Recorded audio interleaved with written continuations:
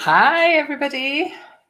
Happy Hustle Show. Today I am going to be talking about my favourite happiness hack. And the reason that I'm talking about my favourite happiness hack is that I had a testing situation this morning, a very testing situation this morning. And I guess, as you know, that I'm all about happiness. And, but your happiness is kind of like your median. And what you want to be aiming for is you want to be aiming for setting your happiness levels as above average. But it's very unrealistic to think that at no point will your happiness ever dip. And it's about what you do to try and keep it back up to the median, to your set average happiness level. So what happened to me this morning? So I had my car booked in for service today. Hi, Joe. And my car is 2 years old. And I got whenever I got it, it's on like a PCP deal. So whenever I got it, I purchased the service pack, which should mean that in the 3 years that I have the car, that there is really unlikely to be anything to pay. So put it in for the service today. And about an hour after I had dropped it off at the garage phoned me to say, I'm really sorry to tell you. Hi, Angela. I'm really sorry to tell you that all your brakes have completely corroded. So it's going to cost like, what was it? Something like £740 to replace them. What?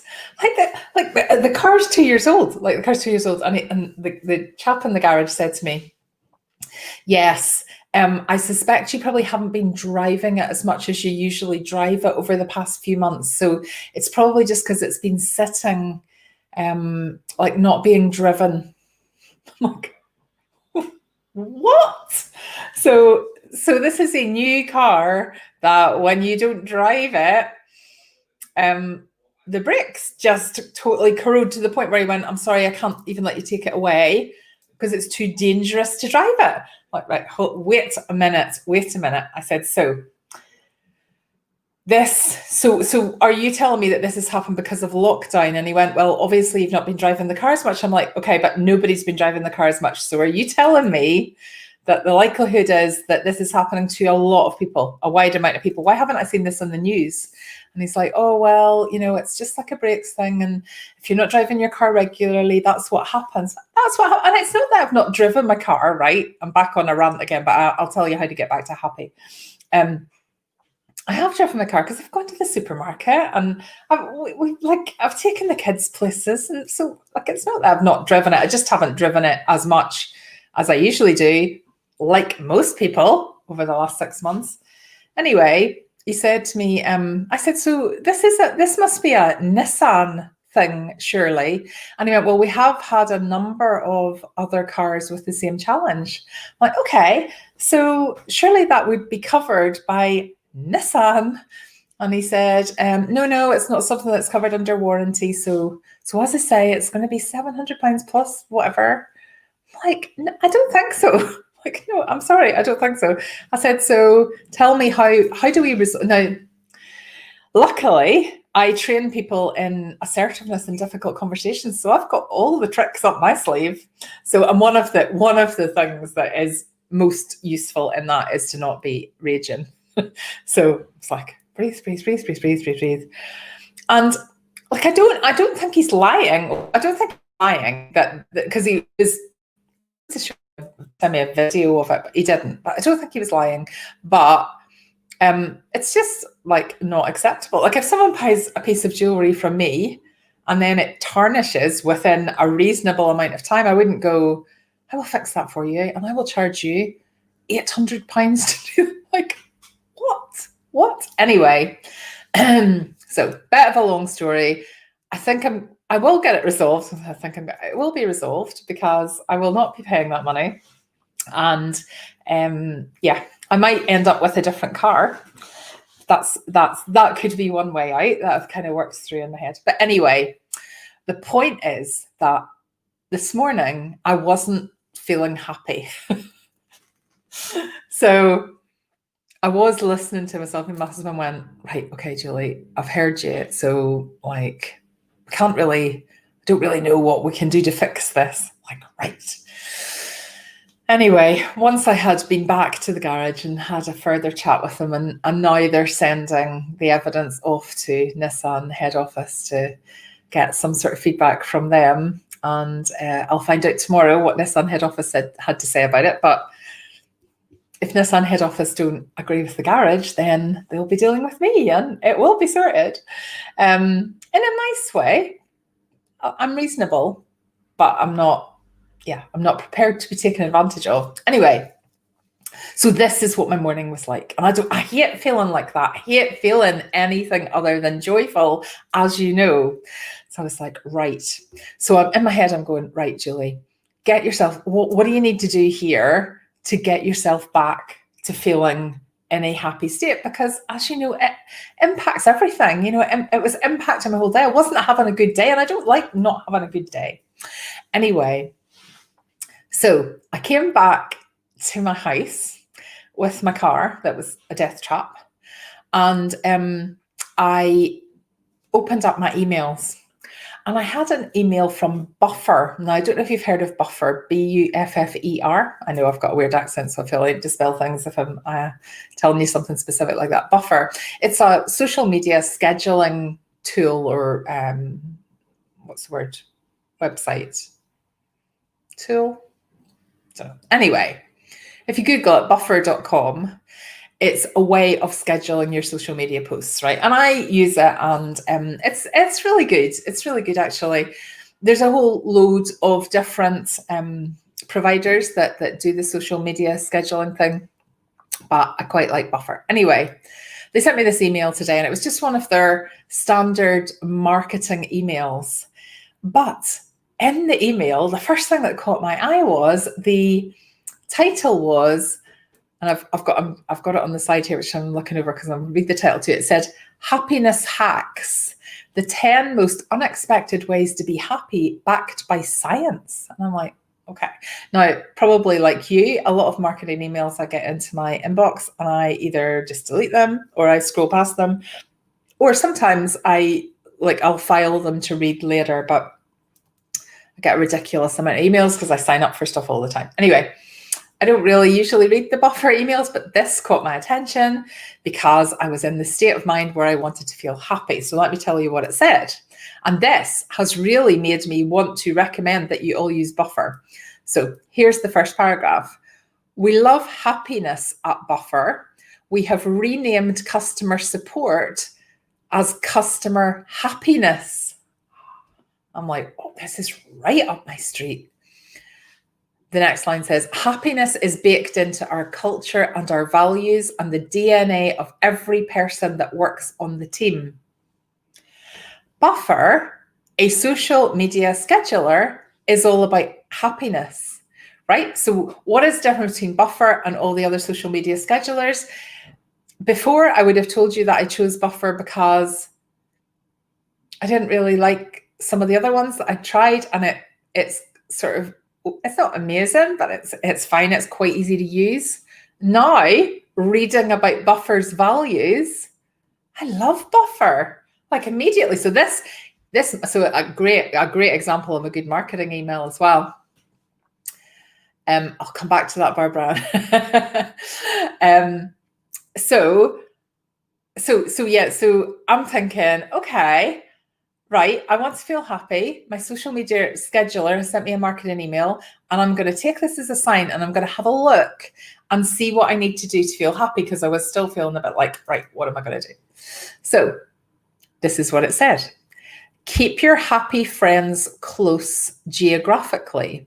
The sweet spot is a happy friend living a mile away. So the research that they're quoting here is in the town of Framingham, Massachusetts. So there was a multi-generational study done on happiness known as the Framingham Heart Study, beginning in 1948.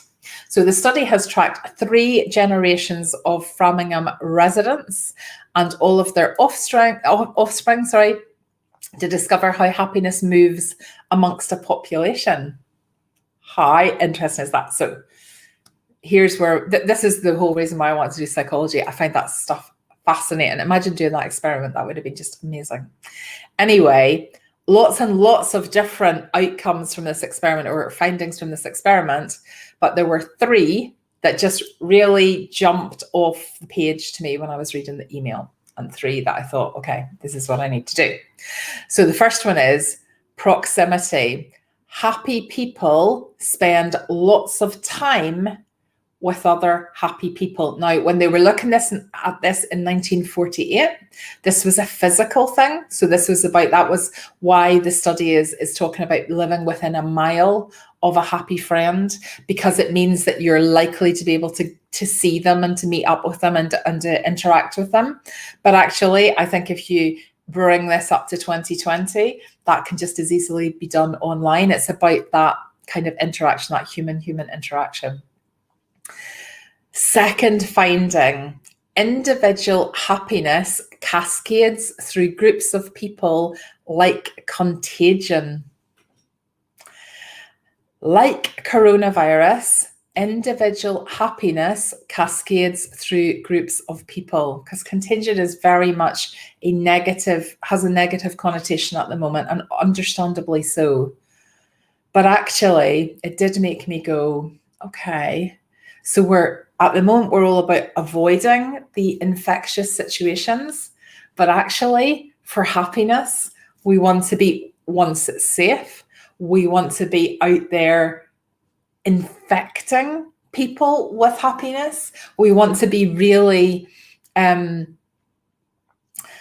making sure that what we are putting out into the universe is hitting as many people as possible. Yeah. And the last takeaway is, the more happy people you add to your life, the greater the positive effect it will have on you. But really, really interestingly, the same finding doesn't apply to sadness. So the more happy people you add to your life, the greater positive effect it will have on you. But the same doesn't apply to sadness. So happiness is behaving in a different way here. So came back from the car garage, not in a great place, saw the email from Buffer, discovered that I love Buffer. Going to be heartily recommending that in the group from now on, because they're all about happiness. And instead of customer service, they have customer happiness. I'm like, right, how can I have a customer happiness department? When Happy Side Hustle becomes even bigger, I'm going to have a customer happiness department, and try and really take a really lovely lesson from Buffer there. But most importantly, when I read through all of that, I thought, right, I need to go and find a happy person because I'm not feeling happy. And I've got a lot of happy friends, but I actually picked up the phone and phoned a friend who is particularly happy. And when I came off that phone call, and I at this stage, I guess I'd calmed down a little bit, but I didn't even talk about the car thing or whatever. I just asked her about her. And honestly, like, oh, she's just so lovely, and she's just so positive, and so everything that she tells you makes you feel excited and uplifted, and it's so contagious. It's absolutely contagious. So when I came off that phone call, I'm ready to do this. So that was earlier, but if I had been doing the Happy Hustle show at lunchtime, I would have been like having to do an awful lot of listening to your Spotify playlist to try and be positively infectious. But it's so important. And that's what I love about all of you who are in my world, because you're happy souls, and we have the level. So right at the beginning, as I said, it would be really inauthentic to be happy all the time, no matter what's happening. But it's about having a happiness level that you reset to, that becomes your default. So if most people's happiness level is here, I want my happiness level to be here. And it's not that some days I don't dip below it. I absolutely do. But some days I'm way above it.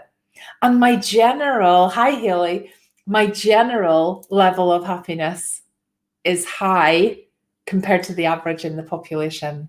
And that is created by understanding what are your happiness hacks? What are the things? And for you, so as I say, one of them has been around positive, uplifting people. And that's what you get here in this world. That's what all of us together really bring me and really bring each other. You can kind of see the infectiousness, the contagion of that yourself. But notice for you, what else? Like, what else makes you happy? Take time to notice that and then store it in your menu of happiness hacks so that when you do feel like you've dipped below your average amount of happiness, then you can go, okay, I've got strategies here. I've got techniques. There are things that I can do. Going outside, taking your shoes off and just connecting with nature, put your feet in the grass. I love doing that. I love doing it on a beach, like putting your feet. I hate cleaning the sand at the end of it, to be honest, but I love that whole, the waves, listening to the waves and standing on the beach and the wind kind of just gently kind of ruffling your hair, like that makes me happy as well. Think about what makes you happy, and therefore what techniques can you employ when you know that you're just having a rough day, where something has irked you. And with a cocktail, Joe, that sounds even better. And a sunset, maybe a sunset and a cocktail. So that's what I wanted to share with you today. I think it's really important to understand, what are your happiness hacks? So what can you do if you're just feeling in a bit of a funk, which we all do? What can you do to go, okay, right, what actually makes me happy here? And sometimes it's about just going, okay, I just need a me day. I just need so instead of, it can be about reframing. So sometimes if you're not quite sure, like this morning, I knew why I wasn't in a good mood, but sometimes you don't know. You just like, what am I going? I just don't feel like today. I just don't feel great. That's probably your body saying, do you know what? Go and rest, just take some time, go and read a book, like go and do something that actually does bring you happiness, and watch how your mood shifts and changes. And the only way that this doesn't work is if you just have no idea what your happiness hacks are. And it's just, and how you determine those is by listening to this. And so I might be saying things and you might be saying, oh, standing on a beach, yuck, like that's not for me. So what is for you? But I might be describing things here and you might be saying, oh, absolutely, that totally resonates with me. Yeah. So I was going to give you some more, but actually I think they're far better if you come up with them yourselves. So today's top tip is work out your happiness hacks. Acknowledge that you're not going to feel happy all the time, and that's okay. And just understand, when you feel ready, what can you do to bring yourself back up to a higher level of happiness than you were previously, or than other people are. And a key one is spending time with uplifting, happy people, according to the 1948 survey. Barbara Ann, or Barb, there is a quiz night this week. So in Scotland, I'm not sure if you're in Scotland, Barb, I'm not sure if you are. In Scotland, everything closes down from 6 o'clock tomorrow. So tonight is our last hurrah. So for the next the next 2 Thursdays, there'll not be any time pressure because there's no quiz. But tonight is the last one, and we're still in the early closing time in Scotland. So we have to be up there for 7:30. So there is a quiz tonight. So I will let you know, because we won it last week. So talk about, so we are defending champions. I'm not sure if we will win it this week or not, but it's such good fun. So yeah, really looking forward to that.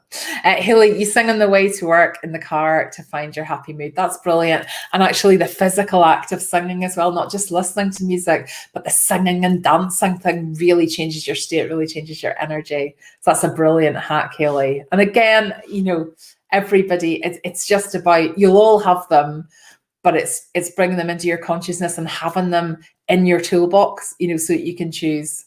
Because today, even though I talk about this all the time, I was just like, I actually don't know what to do to get myself out of this mood. And it was an email from Buffer that did it. So as a default, you can always look to the universe and you can always ask for something to take you out of your funk. And it may come in the form of an email or something else. Thank you very much, guys, for listening to me today. For those of you that are in the Hive, I'm just about to jump on a Zoom with people who have bought my Happy Hustle roadmap. But all the people in Hive are welcome to join me as well. I'm starting at 6 o'clock. So if you're in the paid membership group, jump in there and you will see the Zoom invite. You're very welcome to come along and ask me a question. If not, and for the rest of you, I will be back with the Happy Hustle show on Monday. Naomi, you like walking outdoors and being in nature? Yeah, I think that's a great one. I do think, yeah, and I don't do that often enough. I definitely don't do that often enough, which is why it has a really profound effect on me when I actually do it. But yeah, I think, yeah, just being in nature. There's an absolute part of that. Naomi, thanks for sharing. Okay, right. See some of you shortly, and I will see everybody else on Monday night. Sony Movies Christmas is on again. Has it started yet, Angela? I actually saw the ads for that. I was watching classic Who Wants to Be a Millionaire, and I couldn't find anything. I just had the TV on in the background. And it must have been on the Sony channel, because it's not normally a channel that I would come across. And I saw Sony Movies Christmas, but I wasn't sure. What I didn't catch was, is it launched yet, or is it like at the beginning of November or whatever? But yeah, I love it when the Christmas. I'm gonna have to go because I need to do this soon. But I love Christmas movies early. Like once Christmas Day comes, I wouldn't watch a Christmas movie. Like I will never watch one on Boxing Day or the 27th or whatever, when you're, in that holiday period, you're supposed to watch them. But like now, and there's a new like Christmas Chronicles from Netflix last year. There's a new one coming out. There's a couple more. I love all the cheesy ones. Probably like you, Angela, if you like Sony Movies Christmas, you like all the ones where the ladies come in to sort out the chocolate shop in the small town, and then she gets snowed in and she falls in love with the owner. Like I love all of them. Anyway, right, I'm going to stop talking and I'm going to go Freeview Channel 50. Right. I'll be watching that when I get back in from the pub quiz. Thanks, Angela. Right. Bye, everybody.